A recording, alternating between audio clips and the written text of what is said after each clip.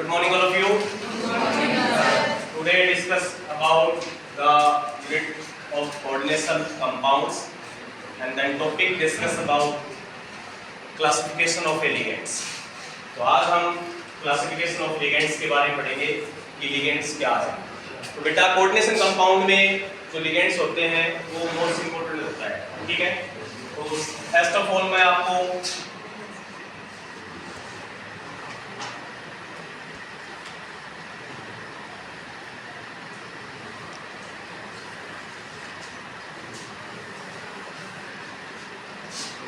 Classification of ligand बताता हूं।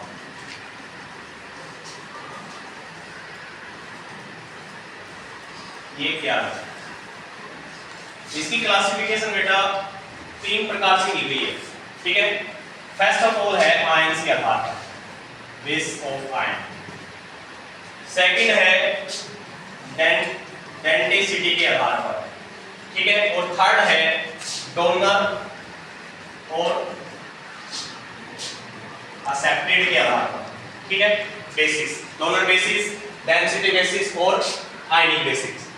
सबसे पहले हम डिस्कस करते हैं आयनिक बेसिस लिगेंड की कैसे क्लासिफिकेशन होती है। तो बेटा आयनिक बेसिस होती है, पहला आयन होता है हमारे पास एनायन, फिर हमारा होता है कोई भी न्यूट्रल एटम, न्यूट्रल कोई भी हो सकता है एटम। उसके बाद हमारा होता है कैटायन, ठीक है। कैटायन या कैटायनिक भी बोल सकते हैं। जो एनायन जो होते हैं हमारे लिगेंड्स, वो हमारे SO2 नेगेटिव जैसे NO2 नेगेटिव इस प्रकार से शो करेंगे लिगेंड्स। जो भी फॉर्मेशन करेंगे तो उसमें कोऑर्डिनेशन कंपाउंड में इस प्रकार की फॉर्मेशन होगी। उसके बाद में जो न्यूट्रल एटम है, तो न्यूट्रल एटम हमारे पास में है वाटर H2O, जो एक्वस सॉल्यूशन के अंदर है। एक्वस का मतलब मैंने आपको एक दिन पहले ही बताया था कि जिसके अंदर कोई भी साल्ट हो या कोई भी केमिकल्स हो, अगर हम उसको वाटर में डिसॉल्व कर देते हैं तो एक प्रकार से एक्वस सॉल्यूशन का रूप ले लेता है, ठीक है, जिसको बोलते हैं एक्वा। उसके बाद हमारे पास कैटायन है।